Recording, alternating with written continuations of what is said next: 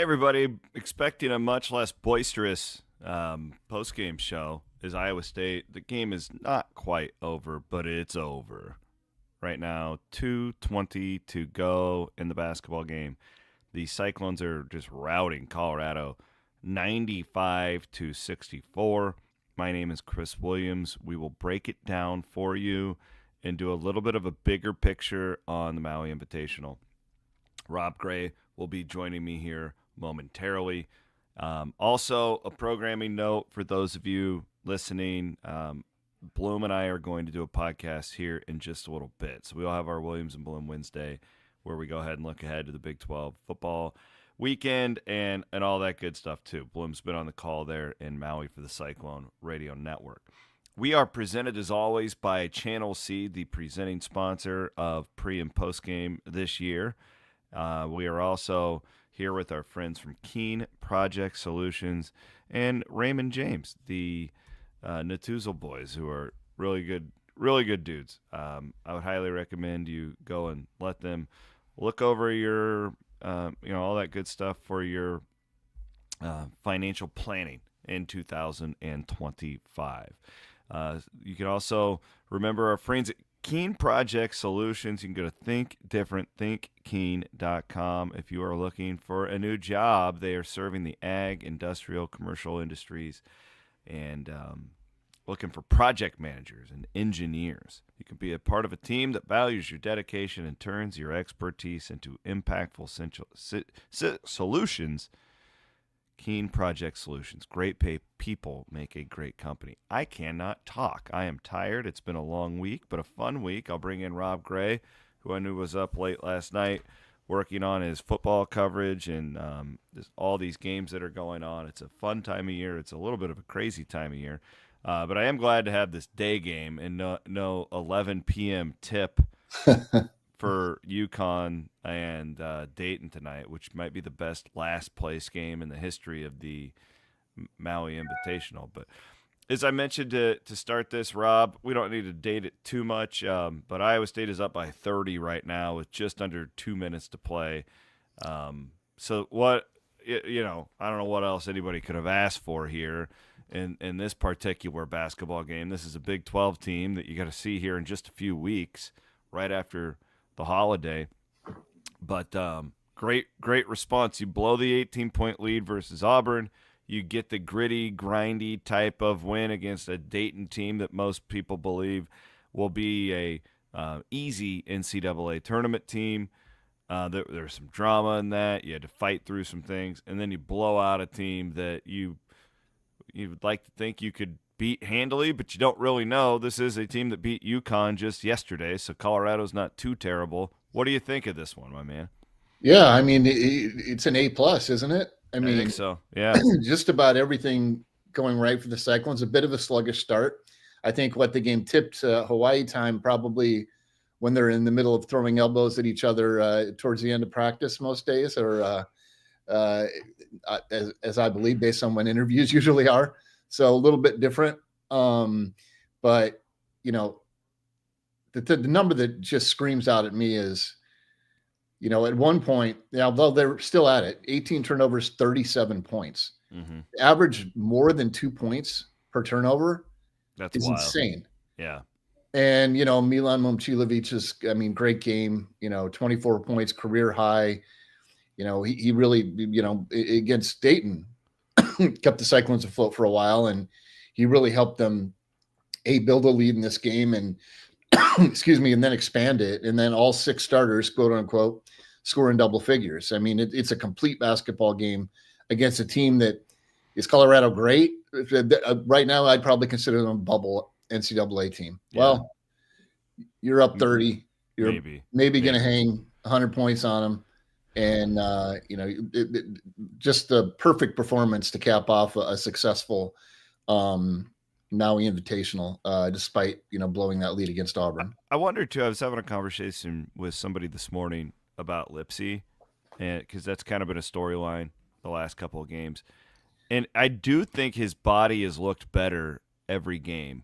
I wonder, Rob, if he's just not in season shape yet because he had the surgery. I don't think he's hurt. I said that after the game Yeah. on Thursday. I don't think he's injured. I just wonder if he's just working himself back into shape. And I don't know. You would think if a guy's injured, he would look the worst in Game 3, especially coming off of the amount of rest that they had from that game last night. I don't know. I thought he looked the most active and the most natural today. Yeah, no question. I mean, gets back to double figures in scoring. Again, one of those 6 guys with 10 points, 3 of 7 shooting. Struggled a little bit at the free throw line again, but what? I'm Yeah. just like off how he looks moving around. That's Oh yeah, I saying. mean, Yeah. no question. I mean, the big indicator for me with him is steals, and he had 4 in this game, and really, really looked, like Tamin Lipsey on both ends of the floor in terms of the way he moved. So I agree. I think part of it also is adjusting to having Keyshawn Gilbert play more of the point guard role. I think that is going to make him look a little bit different out there while he eases into being more of a 2 a lot of the times. But really a good game for him. He still hasn't found a 3-point stroke, which of course he improved so drastically last season. I think that'll come. But excuse me, I agree with you. I don't think he's hurt. I think part of it is, yes, you got He's probably sore to an extent. Like, I'm not saying there's nothing there. I just feel like if he was injured, they wouldn't be playing him in this game. Excuse me. Yeah, there's such a long season ahead of you. It doesn't do you any good.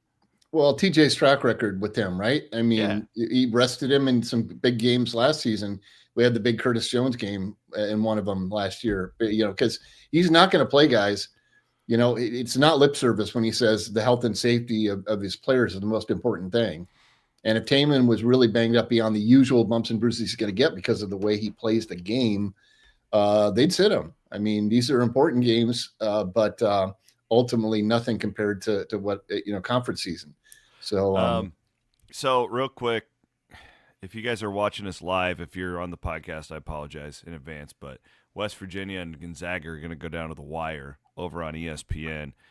Just keeping that Big 12 game in mind. Iowa State just went final, 99-71 over Colorado. So that is your final. Damn it, didn't win it by 30 and didn't hit 100. Tough day at the office. Best stat today for Iowa State. There's a lot of them. I like seeing that assist number get higher. It felt like a little less hero ball going on. 18 assists for the Cyclones today. And I thought Billis made a great point later on in the broadcast. This is early in the year, but one of the things that I like about Iowa State this year is you look at Lipsey, Gilbert, and Jones, 26, 26, and 29 minutes. Now, granted, if this is a game that's down to the wire, they're going to play more, but you just don't have to play all these guys 35 minutes plus when you have the amount of depth that you do this year. I think TJ will shorten the rotation the deeper this season goes. But at this point, as you pointed out at the start, Rob, it's great to see a guy like Nate Heisey putting in 20 minutes of action for you right now. Chatfield giving you 18 minutes, Jefferson and Jackson playing 21 and 13. None of those guys are having to run too hard out there. And just a really quality day to show off your depth. I thought Noyes comes and scores 7 points in 10 minutes today if you're Iowa State. And I saved the best for last. Milan Momcilovic, a career-high 24 points. And he was phenomenal out there. Looked like a lottery pick for Iowa State. As I recall, last night, weren't we talking about Milan not being on the floor late? And I said something like, sooner or later, he's going to go off for like 7 threes. He only had 6. Only had 6 and 9. But he's just too good a shooter. Yeah. And it wasn't as if he was really struggling. He was shooting at a pretty good percentage overall. But what we've come to expect from Milan is almost like every time he shoots it, it's going to go in. And that was the case today. 9 of 13 overall. Had 3 assists, which is a high number for him. And the number, you talked about stat of the day. The stat of the day for me is 60% shooting against a Big 12 opponent, obviously in a non-conference game. Yeah, a team that literally beat UConn yesterday. And that game was in the 70s. Yeah. So, Colorado had no answer for them defensively at all. And again, another theme that we've talked about throughout this tournament, that Iowa State has a chance, like they did against Dayton, to just simply outscore teams when the defense isn't as good as you'd expect. Mm-hmm. And they've showed that throughout this tournament. It turned out to be a blowout today because the defense was there, especially in the live ball turnovers. That's the key. That's where Yeah. I was going too, Rob. We were both going there at the same time, especially at the end of the first half, where Iowa State really, pulled away and got that to a double-digit lead. They scored 20 points off of turnovers in the first half alone. Yeah. 20-2 at the break, I think. Yeah, that's exactly what it was. I mean, that is, you can almost, to a man, equate the win-loss record in the Otzelberger era to that exact stat. Yeah, no question. And I will say this, since a 28-point win, so we got to be pretty lighthearted. It's been an issue in the Otzelberger era, free throw percentage defense or free throw defense. Buffalo's 17 of 18 for 94%. So that struggle is real, my friend. Mm-hmm. Yeah. I'm joking, of course, tongue in cheek here, but absolutely, I get it. Yeah, listen. This tournament as a whole, you're gonna get one quad one win for sure against Dayton, who's loaded. I watched that game again last night after it was over.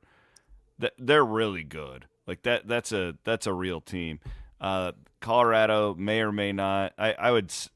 I would lean bubble-ish probably the other way for you, but you can still get a quad one even if a team isn't an NCAA tournament team. Like, given that this is not a home game, I would guess that their game in Ames would not be quad one. Whatever. Come out of here 2-1. That is a win. It's not like something to.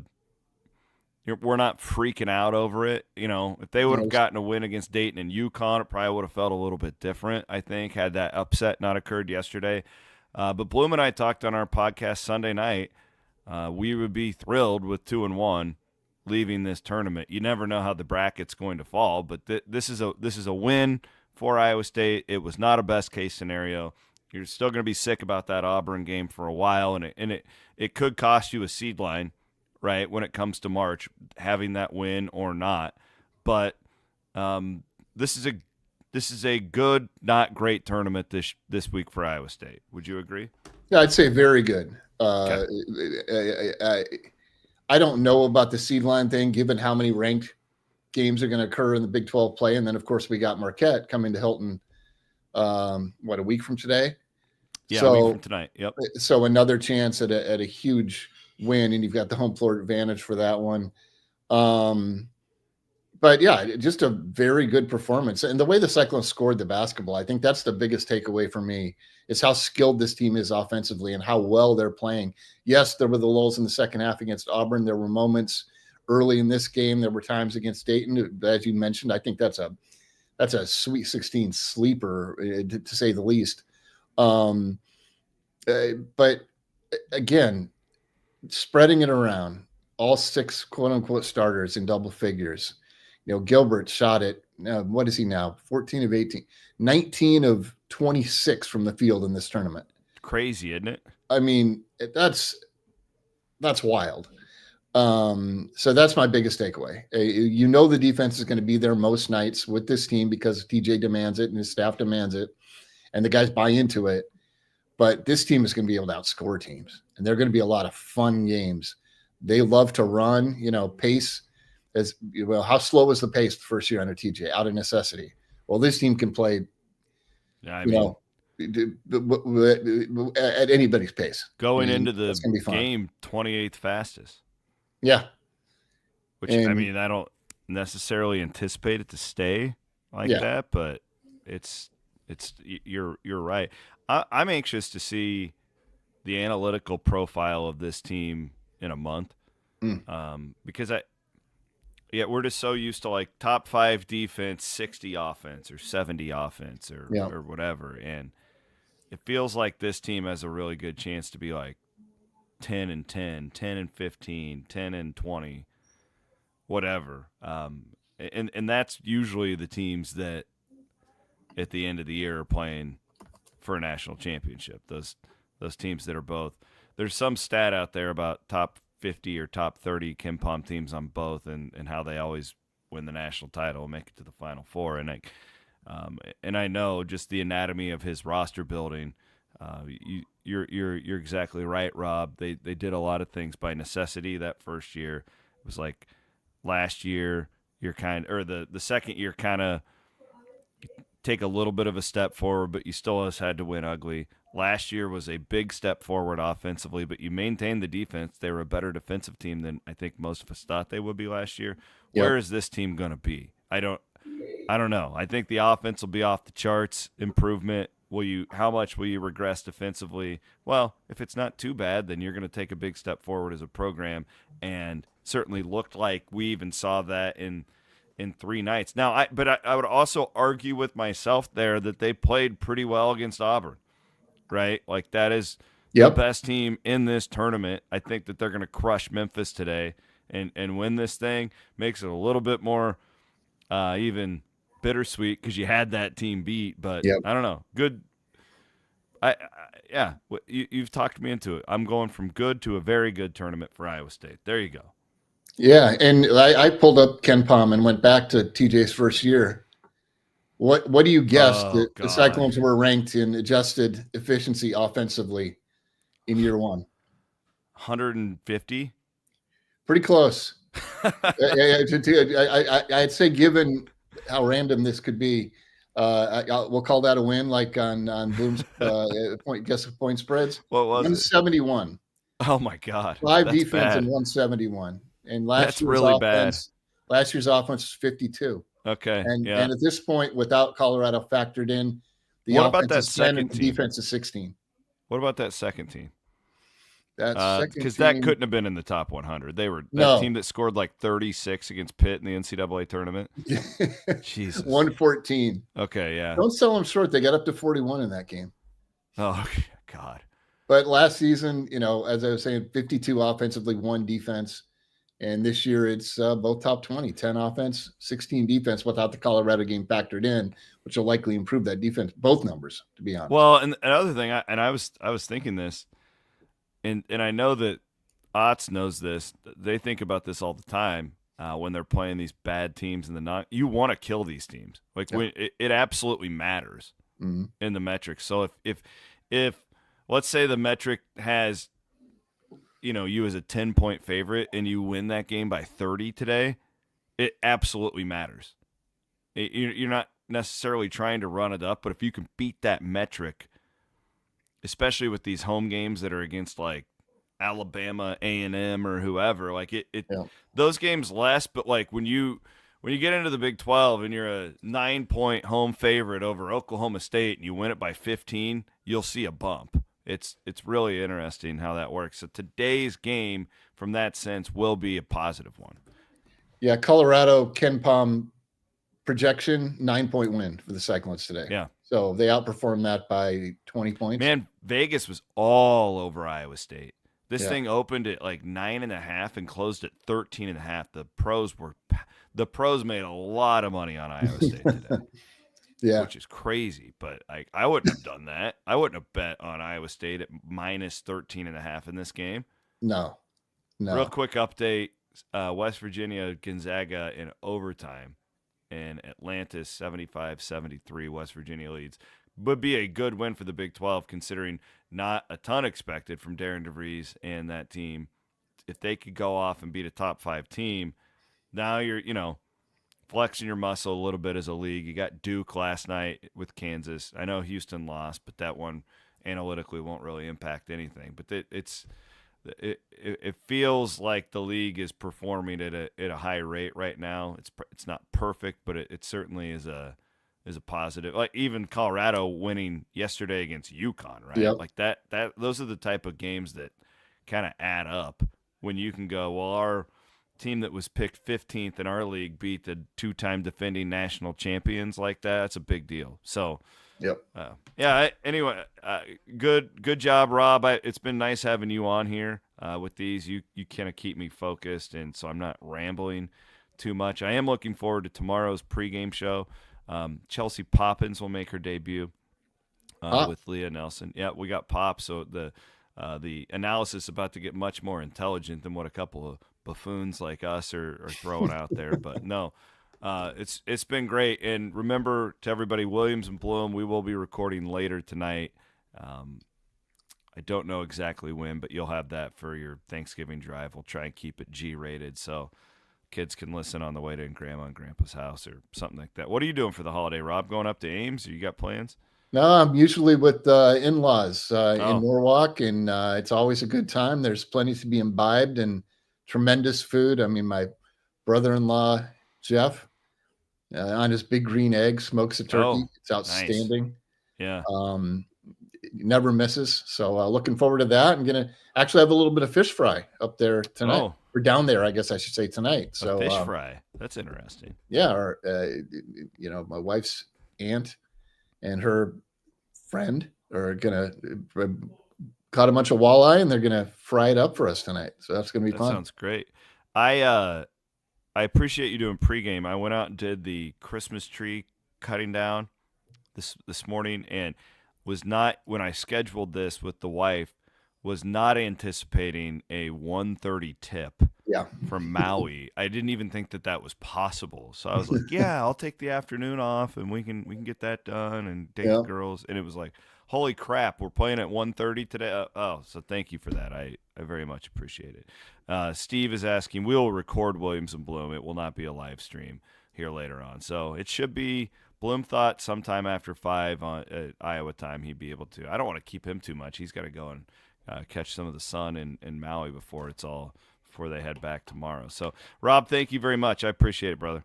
Yep, great to be with you, Chris. Happy Thanksgiving. Rob Gray, you too. My main man, doing a great job of covering the Cyclones for us, as always, here at Cyclone Fanatic.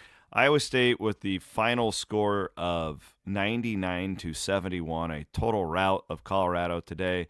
That game wasn't even as close as the score would indicate. Iowa State really locked in 60% from the field, hits 11 threes. The big stat we focus on here, 37 points off of turnovers for the Cyclones, who just manhandled another Big 12 opponent in what obviously would be called a non-conference game at the end of the year. We want to thank our presenting sponsor, Channel Seed. They are bringing you coverage of the Cyclones all season long, pre- and post-game shows of the relevant games, the games that matter, all the Big 12 games and the non-conference games that matter. And our next broadcast for the men will be next week, a week from today, with the Marquette game at Hilton Coliseum. And then tomorrow, the women's game, we'll have a preview for the women's game, Iowa State and South Carolina. I don't even know what time that tips. I know it's in the afternoon. 12:30. 12:30. Aiden Wyatt, thank you so much. So Aiden will have that up and running for you guys to watch. Leah and Chelsea get you ready for it. That's coming up on Thanksgiving Day. All right, for Rob Gray, Aiden Wyatt, help us out here the last couple of nights as well. I'm going to sign off, and we will have more coverage. Williams and Bloom later on. It'll be in your feeds Wednesday night, so you guys have it for your Thanksgiving travels. See ya. Have a great holiday.